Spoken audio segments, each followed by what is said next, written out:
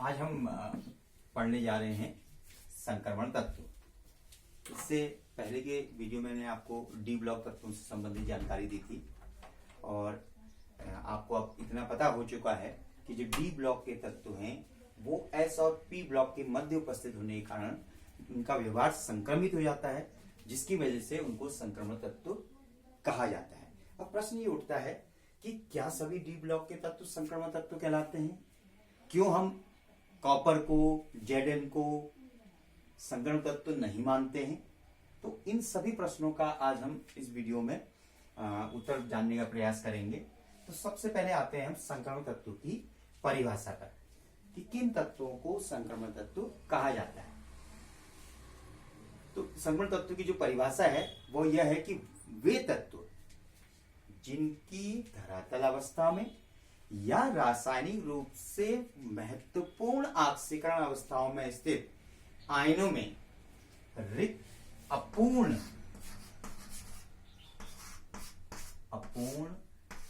D उपकोष पाए जाते हैं। अपूर्ण डी उपकोष, इनकम्प्लीट डी ऑर्बिटल्स पाए जाते हैं। तो उस प्रकार के तत्व संक्रमण तत्व कहलाते हैं। कौन कहलाते हैं?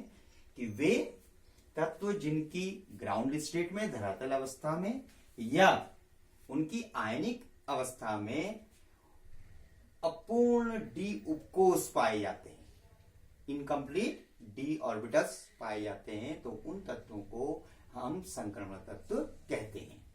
उदाहरण के लिए देखिए कि कॉपर है, जिंक है, इनको हम पढ़ते तो डी ब्लॉक में ही है, लेकिन संक्रमण तत्व की श्रेणी में इनको नहीं रखा जाता है। तो उसका कारण देखिए, जैसे स्कैंडियम है, परमाणु क्रमांक 21। अगर आप इसका इलेक्ट्रॉनिक विन्यास देखें तो 1s2 2s2 2p6 3s2 3p6 3d1 4s2। ठीक, अब इसमें आप देख पा रहे हैं कि इसमें जो 3d है, देखिए ऐसा आपको पता है कि d में अधिकतम इलेक्ट्रॉनों की संख्या 10 होती है, जो हुंड के नियम से इसमें फिल किए जाते हैं। तो ये बन गया D10। तो जब अब इसमें आप देखिए कि 3D1 है, होने कितने चाहिए थे? 10, तभी ये कंप्लीट होता।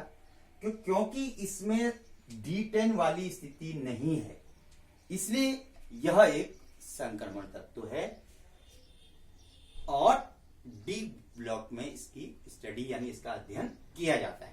अब प्रश्न आता है कि कॉपर क्यों नहीं है? अगर कॉपर में आप आए तो कॉपर का इलेक्ट्रॉनिक विन्यास है 29, परमाणु क्रमांक है 29। तो अगर हम इसको लिखें तो 1s2 2s2 2p6 3s2 3p6 3d10 4s1। अब आप इसमें ध्यान दीजिए 3d10, ये देखिए किस स्थिति को फॉलो कर रहा है? जो हमारे संक्रमण तत्व की परिभाषा को ये फॉलो नहीं कर पा रहा है, क्योंकि परिभाषा के अनुसार जिनमें अपूर्ण डी उपकोष पाया जाता है, इसमें आप देख रहे हैं ये 3d10 वाली स्थिति है और d10 वाली स्थिति में ये उपकोष पूर्णतः भरा हुआ होता है, जिस कारण कॉपर संक्रमण तत्व में नहीं आता है। अब कॉपर की जो सामान्य ऑक्सीकरण अवस्थाएं होती हैं वो दो होती हैं, Cu प्लस और Cu प्लस प्लस। देखिए Cu प्लस, इसको बोलते हैं Q प्लस। इसमें अगर इलेक्ट्रॉनिक विन्यास देखेंगे तो इसमें S1 से एक इलेक्ट्रॉन चले जाएगा, तो इसका जो इलेक्ट्रॉनिक विन्यास रह जाएगा वो रह जाएगा 3d10। अब आप देखिए Cu प्लस वाली अवस्था में भी इसका जो डी उपकोष है वो पूर्ण रूप से भरा हुआ है, 3d10। तो इस परिस्थिति में इस आयनिक अवस्था में भी कॉपर संक्रमण तत्व नहीं है। अब बात करते हैं इसकी दूसरी आयनिक अवस्था जो है Cu2+, जिसको हम क्यूप्रिक कहते हैं। संयोजकता जिसकी कम होती है उसमें अस का यूज किया जाता है। संयुक्ता जिसमें ज्यादा है +2 है तो इसमें इक का यूज किया जाता है। इसमें आप देखिए लास्ट में इसमें कितना था 3d10 4s1। अब इसमें क्योंकि 2 इलेक्ट्रॉन डोनेट करेगा तो ये बन जाएगा 3d9। अब आप देखिए ये उस अवस्था में आ गया है जो संक्रमण तत्व को फॉलो करता है। संक्रमण तत्व के अनुसार अपूर्ण डी उपकोष, इसमें देखिए आप कितना हो जा रहा है 3d9 और होना कितना चाहिए था 3d10। अगर 3d10 होता तो यह संक्रमण की तत्व की श्रेणी में नहीं आता, लेकिन क्योंकि इसमें अब इसका 3d उपकोष अपूर्ण है, उसमें 9 ही इलेक्ट्रॉन है, इस कारण क्यूप्रिक आयन वाली अवस्था में कॉपर संक्रमण तत्व में गिना जाता है, यानी संक्रमण तत्व होता है। अब बात करते हैं जिंक की। तो एग्जाम में आपका मैक्सिमम बहुत बार क्वेश्चन पूछा जाता है कि कारण बताइए जिंक एक संक्रमण तत्व नहीं है, ना आयनिक अवस्था में, ना जरातल अवस्था में, ना जिंक की अवस्था में। तो क्यों नहीं है उसका कारण देखिए। Zn परमाणु क्रमांक होता है 30। अगर हम इसका इलेक्ट्रॉनिक विन्यास लिखें तो 1s2 2s2 2p6 3s2 3p6 3d10 4s2। अब आप जैसा कि देख रहे हैं इसमें डी जो डी उपकोष है इसका वो पूर्ण रूप से भरा हुआ है। तो पूर्ण रूप से भरे हुए होने के कारण यह संक्रमण तत्व की परिभाषा जो कि अपूर्ण डी उपकोष है उसको फॉलो नहीं करता है, इस कारण यह संक्रमण तत्व नहीं होता है। अब बात करते हैं इसकी ऑक्सीकरण अवस्था। इसकी जो ऑक्सीकरण अवस्था होती है वो +2 है। तो +2 वाली स्थिति में इसके 2 इलेक्ट्रॉन यहां से चले जाते हैं, तब भी इसका जो इलेक्ट्रॉनिक कॉन्फ़िगरेशन है लास्ट वाला वो d10 ही रहता है।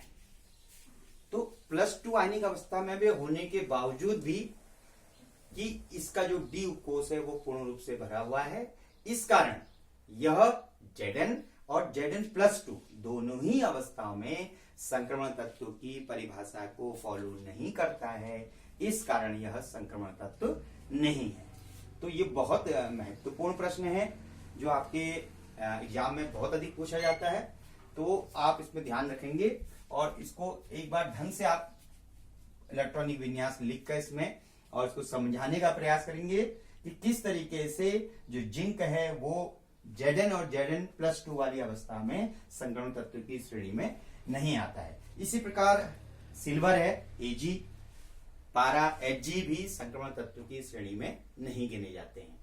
तो ये आपको आप क्लियर हो गया होगा कि किन तत्वों को हम संक्रमण तत्व कहते हैं और किन्हें संक्रमण तत्व नहीं कहा जाता है। तो इससे संबंधित अगर कोई क्वेरी आपके पास है तो वो मुझसे आप पूछ सकते हैं, मुझसे संपर्क स्थापित कर सकते हैं और साथ ही अपने विषयाध्यापक से भी ये पूछ सकते हैं।